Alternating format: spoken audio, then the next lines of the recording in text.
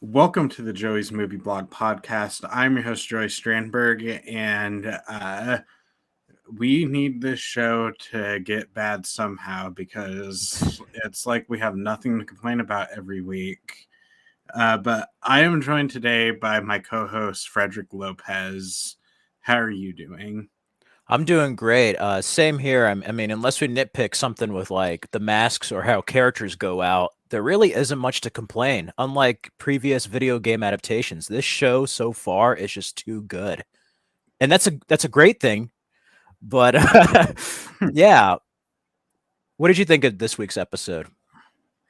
This week's episode uh, continued more of what I liked about the first episode, and uh, it it I can't even decide which one I liked more because it's like the quality is consistent. Like the Disney Plus shows, every season I'm like, yeah, that episode was my favorite, but like with HBO shows like with this House of the Dragon, Succession and all those, it's like there's not like a clear way to rank these episodes.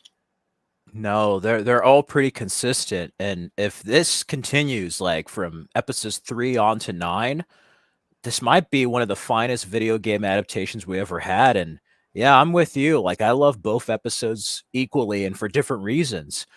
And I don't know, like with HBO shows, and especially this one, if this continues with this level of consistency and quality, I may have to buy a 4K or Blu-ray of it when it's out on physical media. It's Oh just yeah, that good. I definitely will be adding this to the physical media collection. Uh, but so we begin this episode with a cold open in Indonesia 2003, and I'm really loving these cold opens so far. It's like it adds more to the hopelessness of the world, and I feel it's kind of adding more to the urgency of Joel and Ellie's mission. Absolutely. They're two extremely haunting openings. Even in like people who aren't familiar with the video games, you get a sense of not only the urgency but the danger that lurks in this world. And like you had John Hanna's cold open, you had the Indonesia opening. It was just so haunting and kind of scary to say the least, of just like they know this danger is coming, but it hasn't arrived entirely yet. At least not until the moment we saw last week, where it shows the backstory 20 years earlier.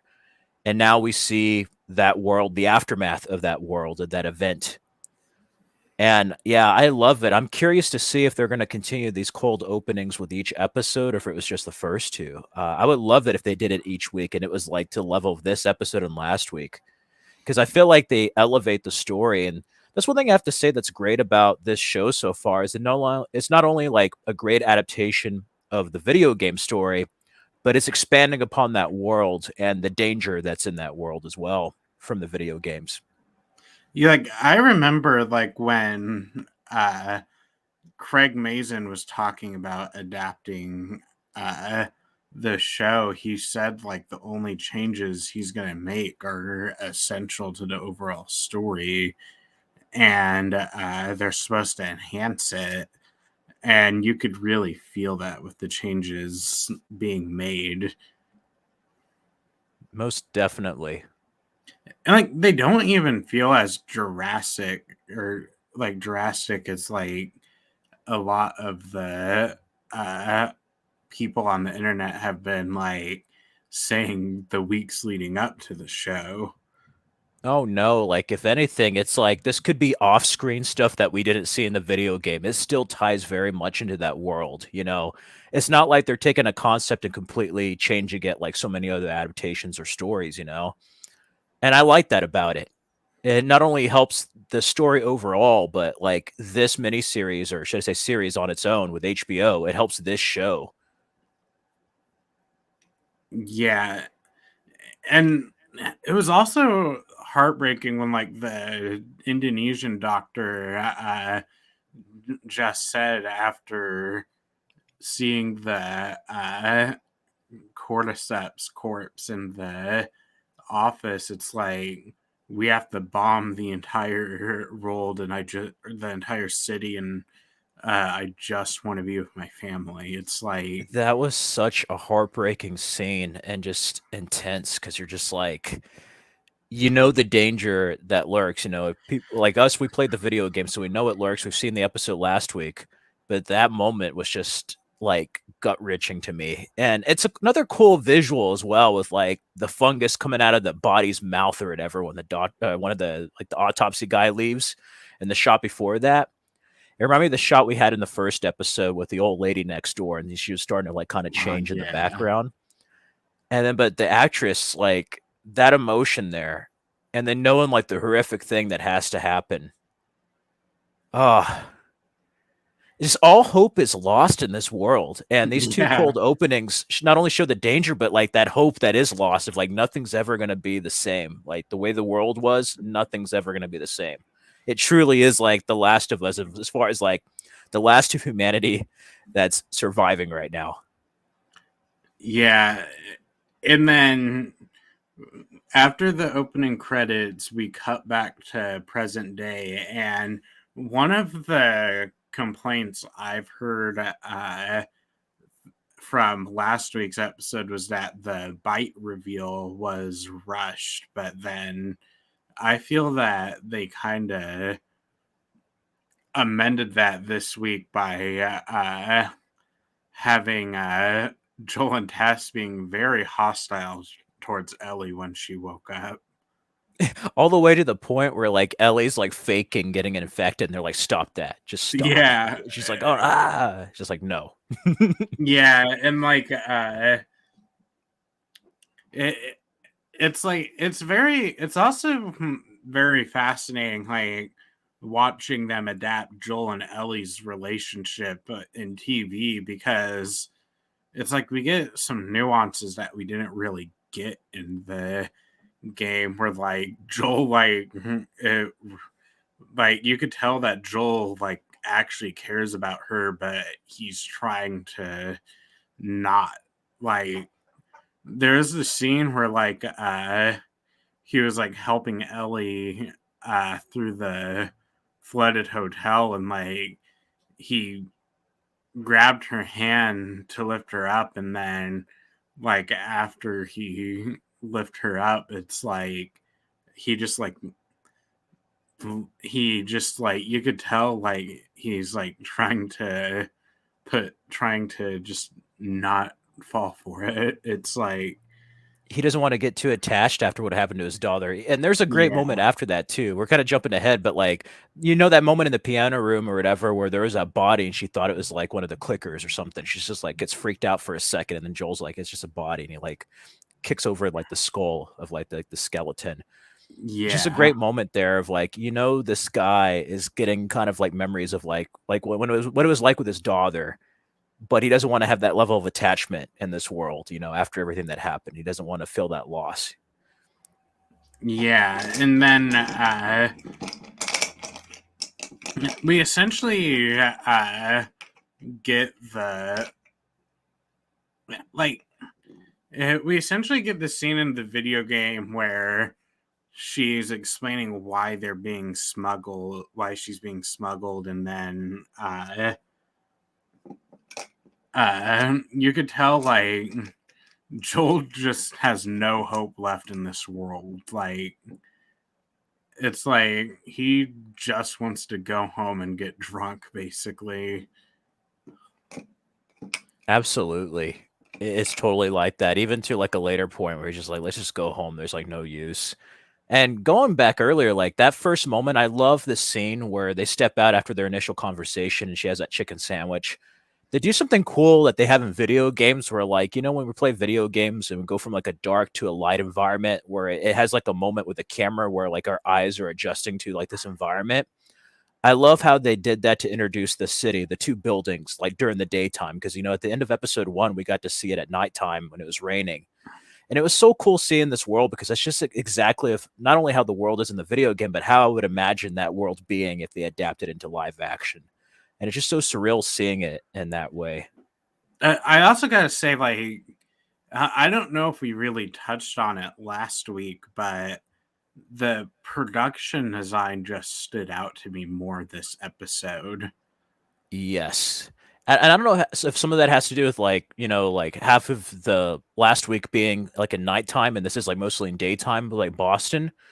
But like it just the scope of it felt larger this week than it did even last week. And I thought last week a lot of amazing things happened in a apocalyptic scale, so to speak. But like you have the buildings there, you have like the rooftops, and then them looking at the Capitol like building or the museum or whatever. And even the museum had like a scale to it because like sometimes when they adapt like video games, it kind of resembles the video game, but it looks kind of small.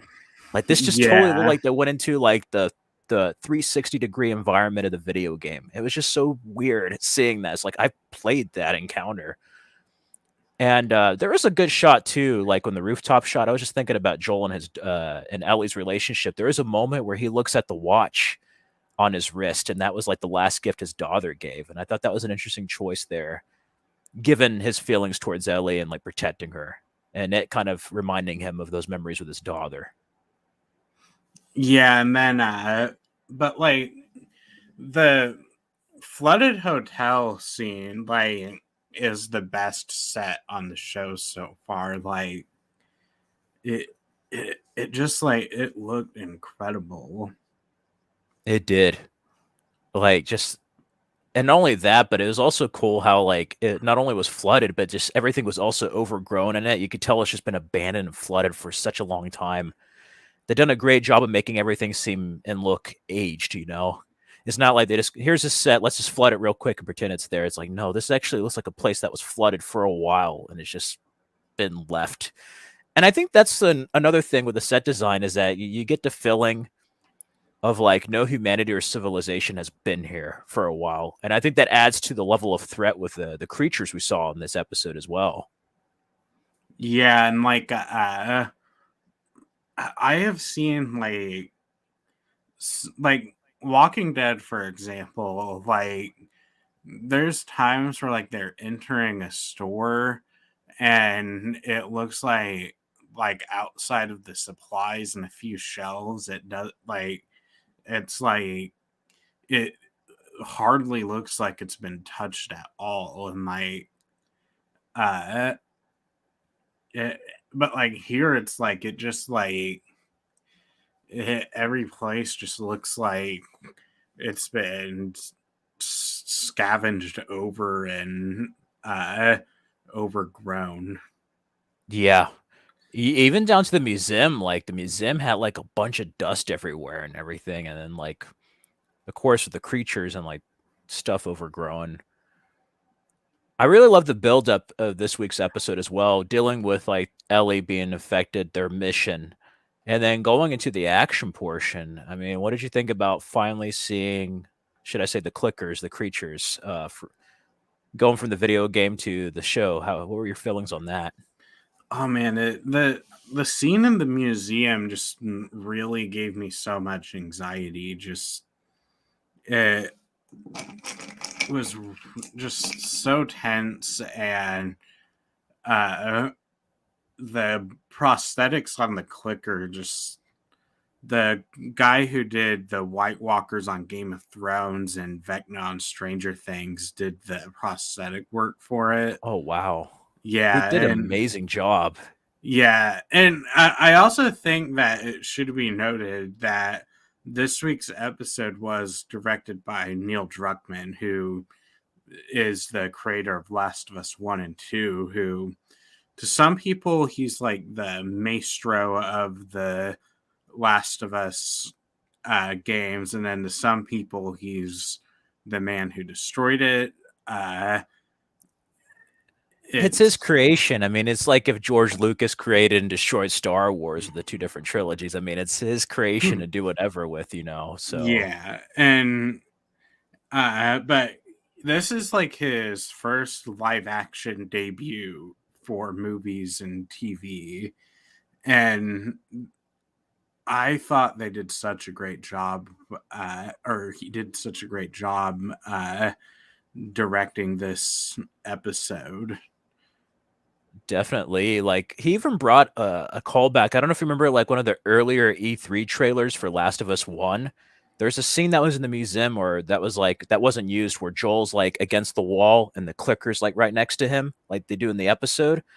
That wasn't entirely in the game, but it was like in one of the reveal trailers. So they managed to like put that into the museum sequence. And I thought that was brilliant. And that scene just had a level of dread. Like I was with you. I was just feeling very anxious and just nervous the whole episode because like I know what happens. We've seen the story. Still though, this show has me on the edge of my seat all the way down to where they see that guy like on the wall and then like Joel's like from here on absolute silence. Like not quiet, like silence. And there's a tension there of them trying to like maneuver around the clickers. And as always in video games, we may move a certain way that like sets off one of the clickers and they come after them. Just the franticness of them shooting the creatures and trying to like not get bitten and stuff just felt like us as gamers playing the video game, just trying to like shoot this thing, get away from us, you know. And this show does have some changes. They didn't have the masks in the video game. They had like masks to wear with like the fungus or something in the air. And Yeah, this one, they so didn't have. one of the changes they made is with the instead of having spores, they have these things called tendrils, which kind of act as this hive mind. And it was a bit of a controversy when the change was made, or when they said the change was made. But like, I just think that the concept of tendrils is so cool that I'm like, I'm willing to sacrifice spores. Absolutely. It's like one of the changes that like benefits. And I think, you know, going with like Neil Druckmann, it also helps that they got like the creator to be involved in the writing process. So like there are some changes, but I don't feel like it damages the show. In many ways, it works for this TV adaptation of the video game. Yeah, because like I said a lot during the uh, production of the show. Like, I really want them to, uh, you know, stay truthful to the game and everything, but they need to stand on it. Needs to stand on its own as a TV show as well, Mm-hmm. because Yeah. we don't need the Disney live action remake syndrome. No, like this does like there's a fine line of like changing too much to where it doesn't resemble its franchise like Resident Evil. And then there's other stuff kind of like the Disney remakes where they try to do too much like the original or what it's based on. This does a good job at changing it just enough to stand on its own, but also giving you the experience of this story. If you're not a gamer, like for non gamers, this show is brilliant. They can still get the same story that gamers experience in the video game, just on a different medium. And I think that's what makes this adaptation so special. Yeah, and then it, it's but like the museum sequence so far is my favorite scene in the show. Oh, definitely. I'm I've heard some really great things about next week's episode from people that have seen it early. Uh, but the sequence was just it was a masterclass of tension in my opinion, and yeah, it's different playing these scenes and watching it, but it still invokes the same feeling like of oh god, I'm so scared to be in this room. Absolutely, with like the noise, the fighting, and not getting close to them, not getting bitten. But like, there's that part I mentioned earlier, but what I forgot to mention with Joel against the wall. He was just trying to silently take the bullets out without making too much noise, you know. He's just like putting back the 6-shooter, like reloading it. And there's that moment where he gets a flashlight, and it's like right there next to him. We're just like, whoa. Yeah, Just the like the close-ups are so scary. yeah, that first time when it turned over, the clicker like turned over when it hurt him the first time. Is a shot that they showed in the trailer, and it like turned over. Oh my god! And then like when him and Ellie were there, Tess was like somewhere else, and it was Ellie and Joel. They're trying to be quiet, and then like one of them steps on a broken piece of glass. and that one clicker just like jumps over the thing after him. I know. Eh, and like the other thing I noticed is like the clicker that bit Tess, like you could see like blood coming out of its mouth. So uh they did such a great job with the attention to detail in that, where it just feels like it's like they kind of let you know subtly that yeah, that is where Tess got bit.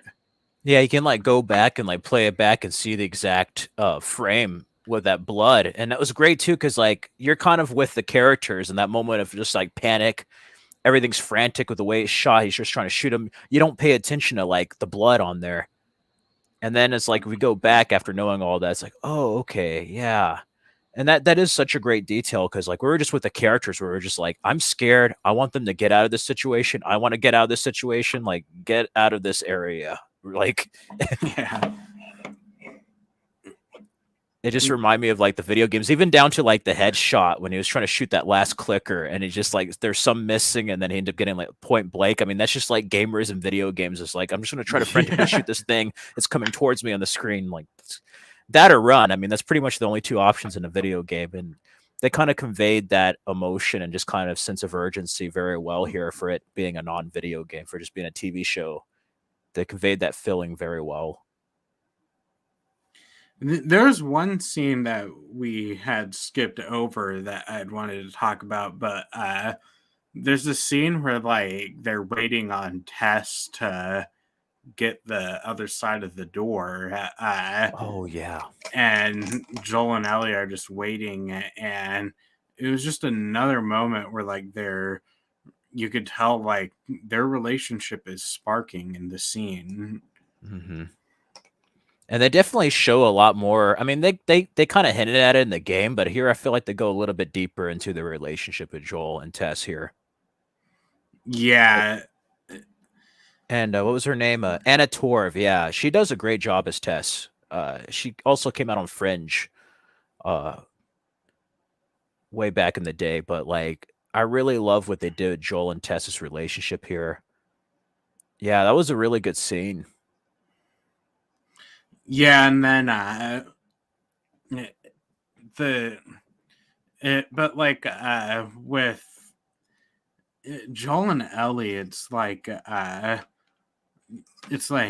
Joel starts off answering the questions honestly, but then realizes like, nope, we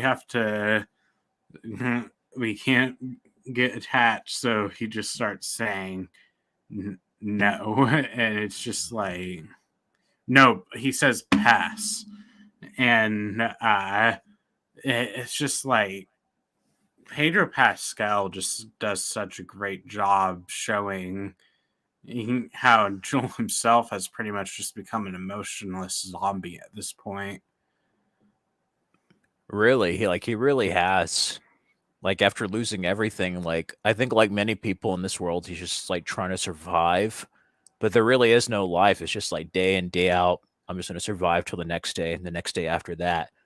There really is no purpose yet for Joel. And I think we're gonna get that more like in the video game when he has to protect Ellie. And the further they go along in their journey, it's gonna be interesting to see how that relationship's gonna be fleshed out on live action. Yeah, And then but what were we gonna say? what were you gonna? Oh, you could finish what you were saying. No, like before that, there was that good shot too where they're looking at the building in Boston. I love that far distant shot. Like that was something that felt like a video game as well. Like when you're Yeah, exploring locations and just see something from like far away. yeah, and then we get the iconic scene where the you can't deny that view scene. Yeah. The it's like it's just like I love how atmospheric the game is and how they just captured and just let you breathe with these moments. It's like the calm before the storm. Absolutely. And I think that's what also adds to like those moments of action or tension is that they do let it breathe. It doesn't feel very rushed. And I think that's one good thing with the TV show compared to a movie is I don't know if we would have had these moments in a 2 hour movie or a 2.5 hour movie of The Last of Us, you know? Like a TV shows allows more time to not only like flesh out the characters and expand the world, but it allows some breathing room, much like a video game if you're just exploring. Or I don't know, there's some gamers that just want to just go through and Yeah. push on through the story. So, but it works in that way, and I think it adds to the show when moments of dread do happen or unexpected curves, like we see at the end of this episode. And that is another change that they did have, a minor one, but like a big change in a way. Yeah, With and then like with the stuff going on with like Tess and Ellie, like you could like I kind of interpret their relationship in the show like Ellie is looking for a mother figure throughout. Like we got that scene in episode 1 where she jokingly asks Marlene if she was her mom, and even though it was a snarky remark, I think deep down that Ellie was really wanting that mother figure.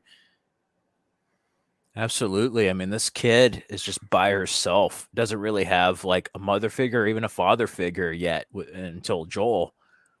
She's just trying to survive, and I don't know what that would be like for a kid, and it explains, like, how she is around people as well. Like, besides being an infected that's not really affected in any way. I definitely saw that here more than it did in the game as well. Yeah, and uh, Tess was just very motherly throughout this episode, I noticed, and it just made it so much more tragic when she died. Yeah, like, her getting infected and she just, like, reveals the wound. It also helped, like, Joel and believing Ellie when you saw how Ellie was. I forgot to mention too, she got bit again during that confrontation in the same spot, and, like, it was already, like, healing. And she wasn't like fully infected like a clicker, of course, but it was interesting seeing the changes there. And I think it was a Fedra that caught up to them in the video game. It wasn't like the clickers. It was like Yeah, it was Fedra and yeah, the. I kind of like this change more because it definitely would be that. Like the thing is, like with a lot of people complaining about like the whole, they cut out all the violence when they said they're only keeping the essential violence, but like you can't just constantly have scenes of Joel going through a bunch of army dudes without it just feeling repetitive in the end. yeah. And I read somewhere like the creators made that decision saying that like Fedra would be somewhere else. They would Why would they be out here? Even though in the game they caught up to them. Like why would they be out here? There's like nobody else around. Yeah, or like, why weren't they there when uh, they arrived in the first place? Like, did they all just kill each other? Or...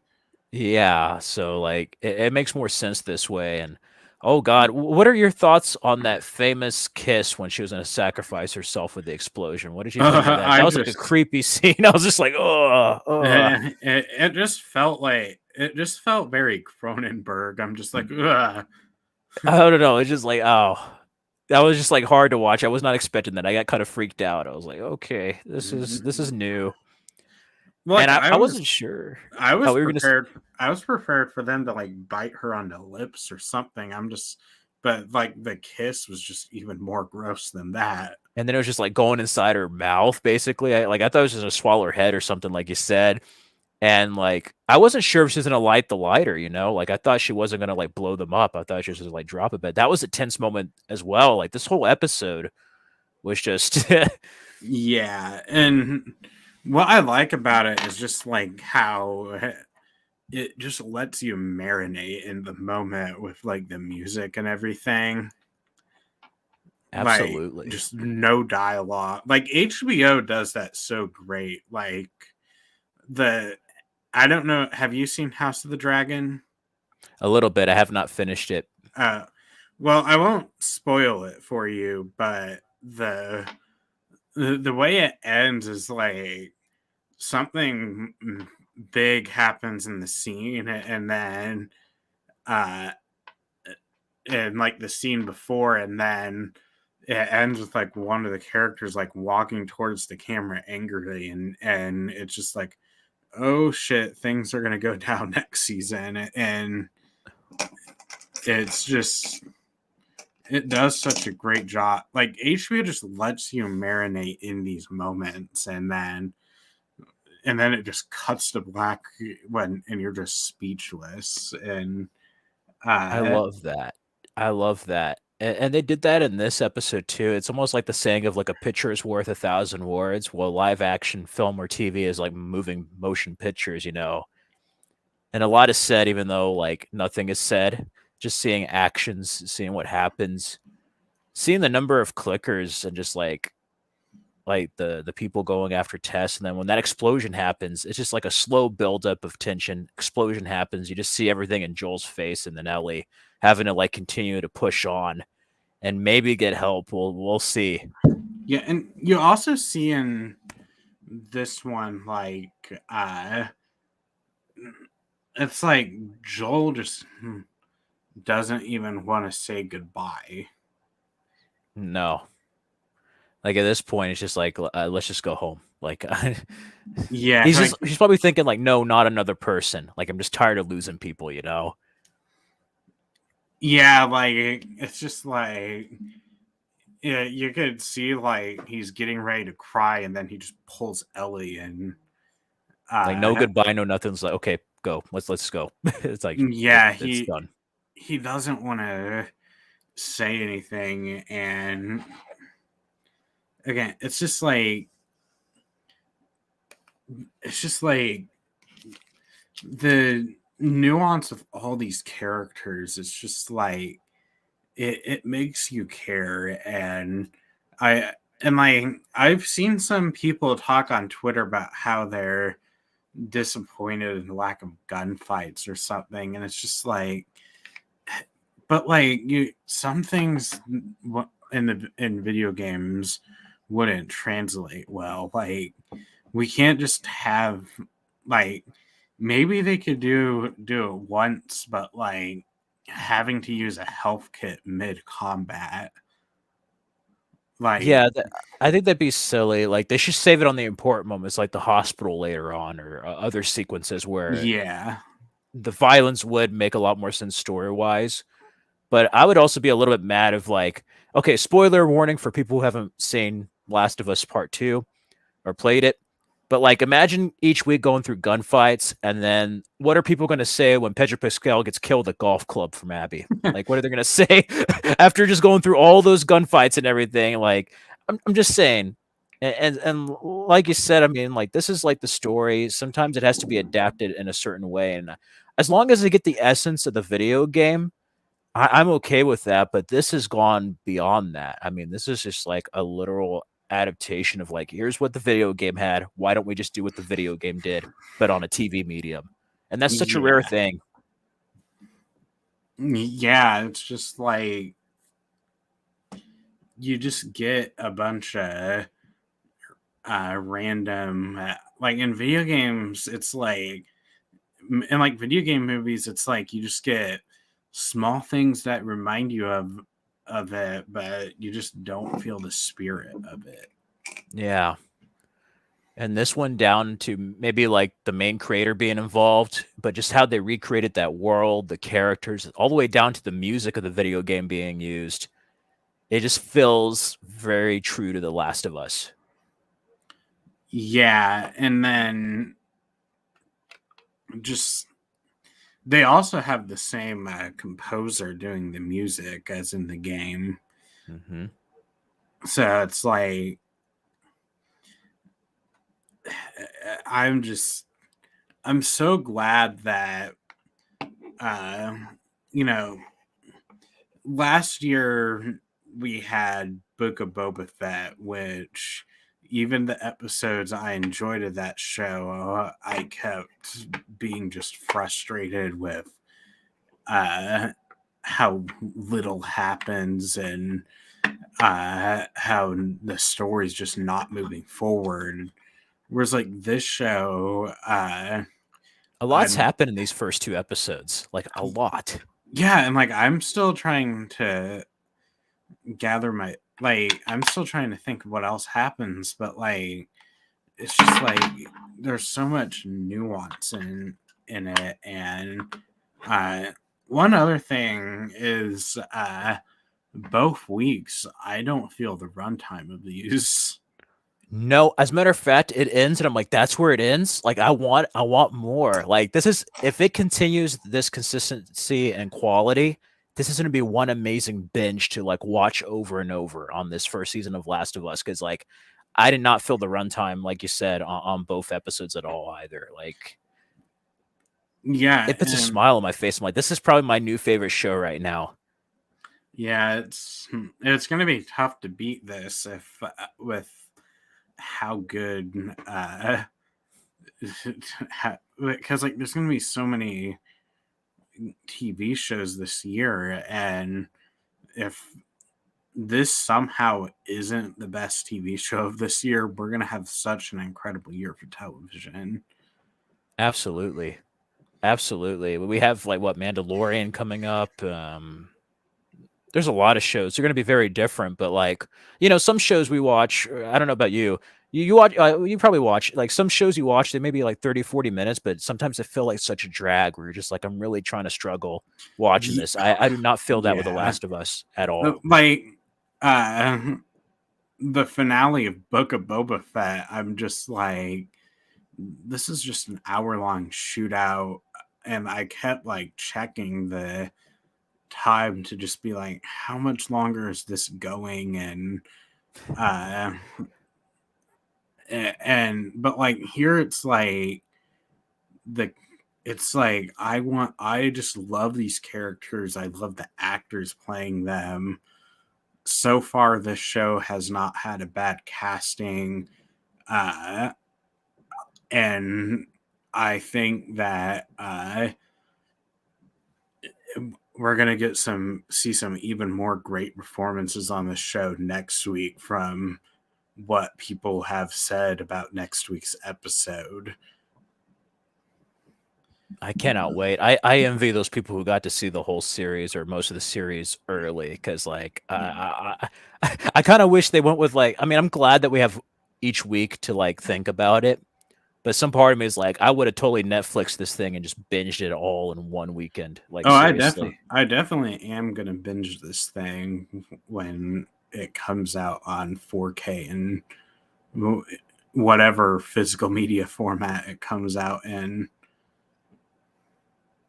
Yeah, same here. Because this is a rare occasion of a video game adaptation being good, but, like, I think even people who have not played the video games will enjoy this show. It's just a well-written show. Like, the story is a timeless story.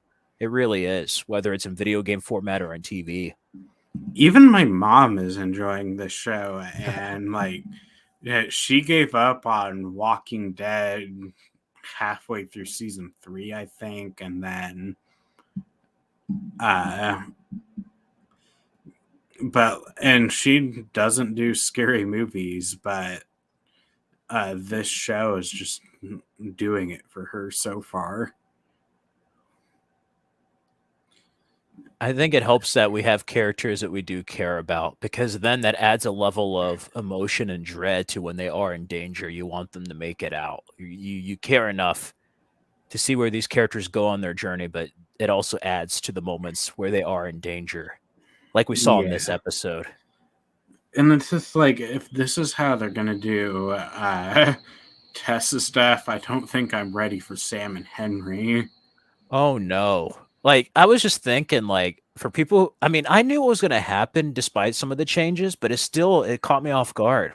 Like I still felt an emotion that I didn't think I was gonna feel, knowing how everything's gonna happen. I'm like, I don't know if I'm ready. And I'm like, for people who haven't played the games, like just imagine like you had Joel's daughter killed in the first episode. Then you get attached to Tess and him, and then Tess gets like killed in this one. So it's just like it has a high body count already, despite the other people who have been infected or killed in this like post-apocalyptic world. Yeah, and like I don't even know what they're gonna do next week, but if like Frank dies next week, I'm not ready for that. No. I'm just amazed like how much they're covering of the video game in these first two episodes. Like they covered a lot more than I thought they would. Like initially, like I just wasn't sure how it was going to be. But from the sound of it, it sounds like they're going to adapt the whole first video game in this season from the sound of it. The whole first video game plus the Last of Us Left Behind DLC. I forgot about that. Oh wow, that's a lot of material. I think they could Yeah. cover it though, because each episode's been like what, like an hour to like an hour and 10 minutes approximately. I Yeah, think this like one's about an hour. yeah, the next week's episode is going to be like 80 minutes long from what I've heard. Hmm. And like next week is, from what I've heard, is going to be a big divergence from the video game. So I'm very curious to see how they pan that out. I hope it works. If not, you and I might have something to complain about finally about this show next week. We'll see. Yeah. I can't believe they did that change. How dare they? They ruined it. No. Yeah. No, I don't think they will, Oh because no. like if the worst thing you can do in a show is enhance a relationship and make you care, then your show is pretty good. Absolutely. Like it's making me want to replay the video game now, especially like after that museum scene. It just brought back memories of first playing that whole sequence. But now I'm like, I want to go back and replay this. You I know, know. after I started replaying Last of Us 2 like I started playing it the day on Saturday, and I beat it last night. It's just, yeah, it's just. I'm just glad that I'm. It's like I'm just glad that after so much, like just being so burnt by a lot of my favorite IPs, being extremely frustrated with stuff like DC and Star Wars. It's just like we're finally here to a point where like we could start liking TV shows again. absolutely. Like you and I talked about Uncharted last week. We had that again with the DC Star Wars stuff. I was just like, I was giving up hope. And then when somebody does it right, like the creators behind The Last of Us, it just brings a smile to your face where I'm like, that was great. You know, it's like it's a very like dim, grim world, but like it makes me happy. The show, even though it's set in Yeah, these like apocalyptic times and with these creatures, I'm like this. I'm like finally an adaptation's right. And you know, last summer we had that Resident Evil one on Netflix. The Witcher started out good, but kind of started to deviate from the books and video games. It's nice to see an adaptation stay truthful to the source material. And yeah, despite some of the changes, I'm sure they're going to be for the better on the show. Because so far, there's been some minor changes, but it hasn't hurt the story in any way. It's enhanced it or brought like a different element that wasn't there in the video game. yeah, and uh, I like uh, the president of HBO even said like he planned on getting this out before the Emmys so that it could be in consideration. And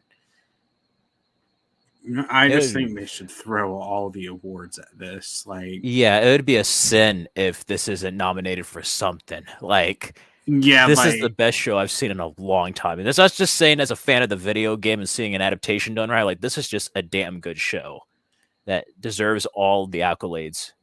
Yeah, like I was disappointed that they didn't nominate Patty Considine for House of the Dragon, but I got a feeling that like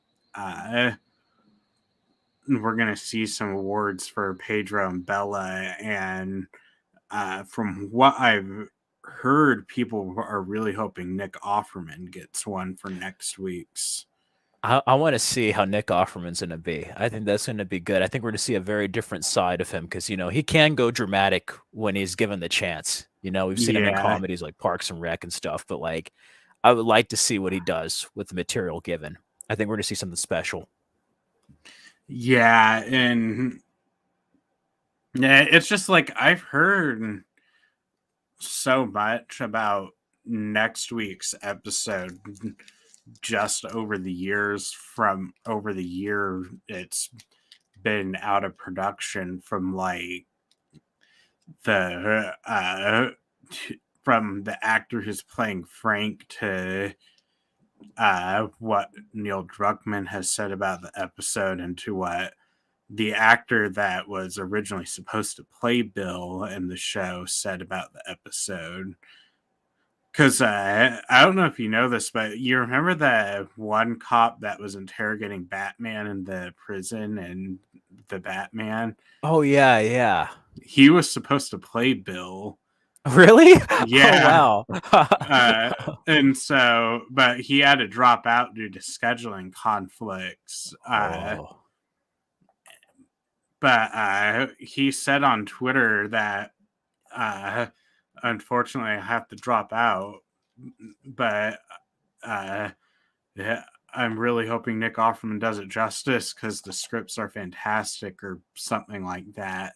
And I'm just if next week's episode is as good as everyone says it is, it's just gonna be magnificent. I'm excited for next week's episode already. Like, I really am. Yeah. And then it's just like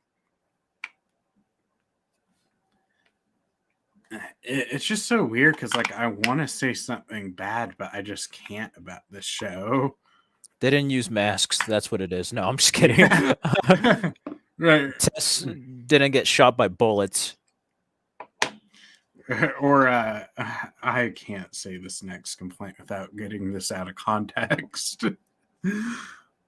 What are you gonna say? I just complain about the race swapping. Oh, oh! If you want to be like one of those channels, let's talk about. I couldn't believe the race swapping.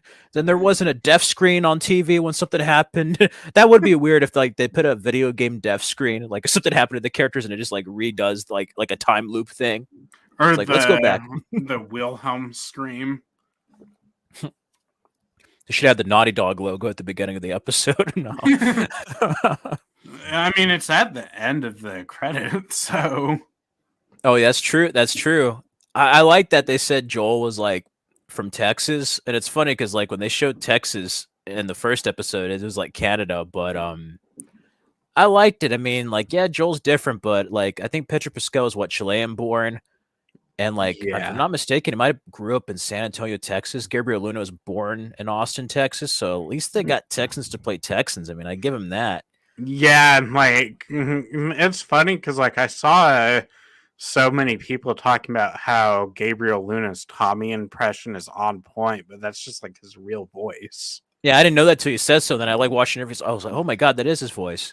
So he kind of changed it a bit for the Rev 9 and Terminator. Like I look back at regular interviews and I'm like, yeah, Joe's right. That's his voice. It shocked me. I was like, damn, that's a really good impression of the guy. Like, really? But that's his regular voice. I'm like, that's probably why he was cast. Yeah, and it's just like. And then Bella Ramsey's done a fantastic job, more than I thought she would as Ellie. Like, she really surprised me. Oh yeah, I forgot to mention like the scene where she does the ding ding and does the impression of the rich folk entering the hotel. It's like taken straight out of the game, and she just she just did such a great job. She definitely has like that presence that Ellie has. A little bit more of an edge, but definitely that presence where I'm really curious to see how they explore her character with Joel in the future, but also like so far they said they're not going to pull a Game of Thrones and go beyond the video games. This season's really good so far. It's probably going to get enough like awards and recognition and acclaim where they're going to greenlight a season 2. I would love to see how she deals with the material from Last of Us 2. Like that'd be interesting to see that Ellie from Bella Ramsey, like going from like Last of Us to Last of Us Part 2. Yeah, I yeah, I'm probably one of the few people actually excited to see how they handle Last of Us 2 in the TV show. Though I'm curious about some of the structure of how they're going to structure it into. Yeah, like if it's gonna like be in chronological order, or is it gonna go have like a flashback episode in certain parts? You know, with like Abby's Yeah, background. Like, yeah, that's gonna be kind of interesting to see how they're gonna tackle that. yeah. I just hope that like uh they don't the studios just like we can't adapt Last of Us 2 because like then you basically break the whole point of um it's like you break the whole point of your of like the adaptation thing because like then we're just gonna get more Resident Evil stuff where it just Yeah, or they're gonna change to where like say Joel lives or whatever. Where I think live action that story might actually work even better. Like seeing yeah. it, and then after seeing this one, like I think HBO has the guts to do it. I hope so. I We mean they shall killed see. off Ned Stark, but Oh yeah, I forgot. uh, Yeah, uh yeah. Sean Bean and his like 100th like death. That poor yeah, guy dies and everything. yeah, I might as well just it's like yeah, if I ever cast Sean Bean in a movie, I might as well just change the script to have it's but I don't HBO like if this was like any other studio like uh it's like I mean like if this was AMC they would just kill off Ellie in the They they pull a Walking Dead. Like you were talking about this last week with like Rick's son or whatever. They killed him off when he actually like yeah survived to like an older age in the graphic novels. Yeah, they probably do that. It'd yeah be it's like like Joel getting revenge for Ellie's death against Abby in like Last of Us 2 viz like on AMC or something. yeah and then after Ellie dies it just cuts to some ad of one of the actors on the show as a zombie. It's like we're gonna have Abby live and she's gonna have her own spin-off. Just like Walking Dead, the thing where there's like 50 different spin-offs now. Like It's like we have the Abby and Lev spinoff, which I wouldn't actually mind if they did that for something or I mean, they're gonna have a spin-off for Negan, so I mean Abby's not too far behind. She used a golf club instead of a baseball bat, so anything's possible. I mean we have a it's like not only do we have a spinoff with Negan, we have her we have him teaming up with the wife of one of the people he killed. Oh So yeah, Glenn's wife. I forgot about that. Yeah, that was not on my bingo card a couple of years back, let me tell you. yeah, it's just it's just like I hope it doesn't go the Walking Dead route where everything just They goes want too to much, you know, like yeah I hope they just adapt what needs to be adapted and leave it at that. I think it would be good. yeah It's like and be smart with your changes and if you add a character to it actually make them feel important and not just there to be there. right. Because otherwise I can see if it was someone other than HBO, I could definitely see them saying like, "Hey, we have a hit video game adaptation. Let's have more. Let's deviate and like miss the entire point of why we started this adaptation to begin with." You know? Yeah, and I mean, like, I wouldn't mind them doing some sort of spin-off in the Last of Us universe, but like I just don't like I it's like have one that talks about like the early like the first year of the outbreak or something Yeah, that they could even pull like in this story, and if they wanted to continue it, have like the writer involved and do like a Fear the Walking Dead scenario, but it's like set in 2003 Last of Us. So we get to see it like after the initial infection and like how did everything collapse, like the days leading up to that. That would be interesting. yeah, or like and like yeah, I don't think and like even talk about like how some of the quarantine zones just went because like a lot of quarantine zones just went into full-blown civil war Yeah. and couldn't stay functioning. It's like it it would be interesting to get something like that and I think that would be wonderful. And, thinking about quarantine zones, I think that's another thing that adds to the psyche of the show with our current zeitgeist right now is like this could be a possible future. We've seen what happens with the COVID pandemic when it's like not taken seriously, so to speak, or dealing with a new virus before having a vaccine. I'm like, can you just imagine that? And I think that's what makes the show kind of scary in a way too, is that we've just got like past a couple of years of a pandemic. And it was like, you realize that that was something else or something even worse. This could have been a very possible future. And that's just a scary thought to think of. It's always felt like something that's like science fiction in a way, but like seeing what we've been through in the world and then seeing Last of Us, it just kind of creates that extra sense of fear, I guess. I don't know if like my parents or grandparents felt it like during the Cold War era of like nuclear Armageddon. There's just that level of fear and hysteria there that I think The Last of Us just helps enhance of yeah. like just like I really hope it doesn't get to that point in our lifetimes with the virus, but I'm like, I don't know, man. We might be like Joel and his daughter in 2003, and then we're gonna go into the world of like The Last of Us. That just be scary. I mean, Uh, even down to their mission of them just starting all this for a car battery. Can you imagine that? Like, we can usually just go to an auto zone, go get a car battery or something, or a car place. It's like, no, here's this smuggling mission. well, And like try to it's find a car even battery. like even with like the sandwich and stuff, it's like it's so hard to get chicken now in the universe. It's like I know, like we just drive to like a KFC or somewhere or like a Walmart or something, get chicken to bake, or just buy chicken from a chicken place. But like, yeah, Joel and Tess are just eating beef jerky. I love that And scene though with Ellie at the beginning about the sandwich. yeah, it's like fine, I'll just throw my sandwich at them. Yeah, those little moments are great, like you said, with the nuances and stuff. Yeah, it's just I just But that world, yeah, I was just thinking about that. But I really am really looking forward to seeing how they're going to adapt the next couple of weeks. Oh, I don't know. I don't know about you. It's been a while since I felt this way about a TV show. Like this is just like a really good show. yeah, I just like the last show I watched weekly was Andor.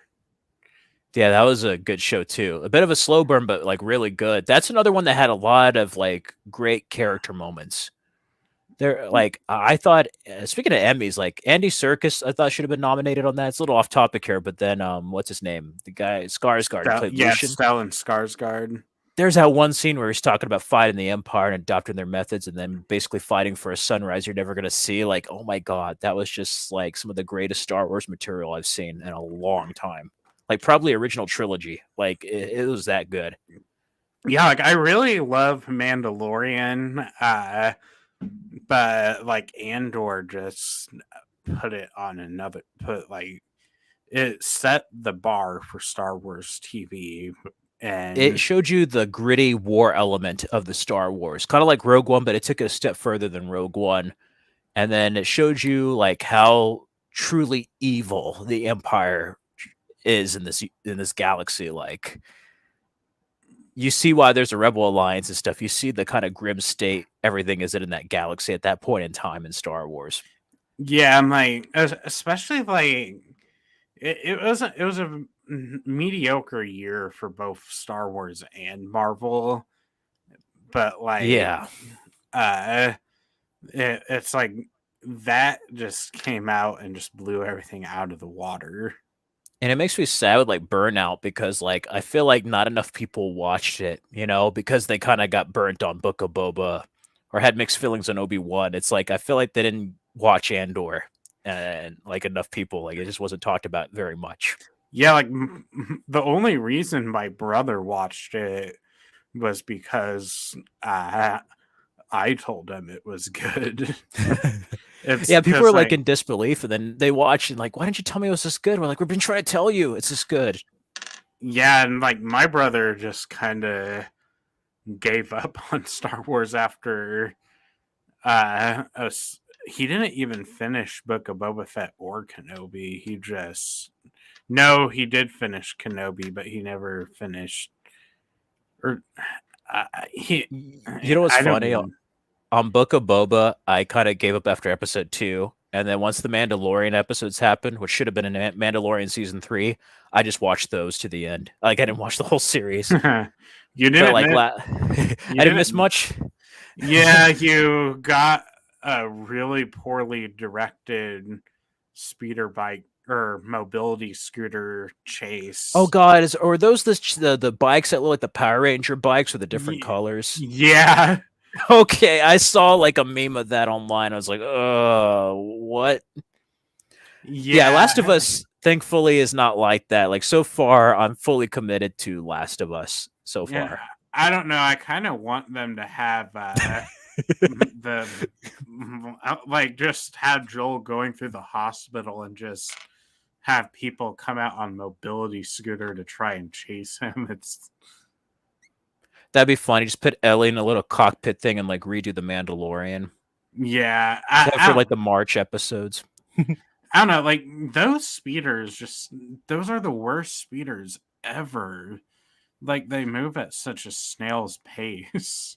I think part of it is that they just look like they had regular motorcycles and made a speeder where like older Star Wars vehicles look like something that wasn't really on this planet entirely. Like they look like something that Yeah. would be in a galaxy far, far away. This just looks like they took tires off of like a speedo bike and made it into a speeder. Or like in Kenobi, like the space, there's like this chair that just looked like it was like a standard director's chair in a It did. spaceship.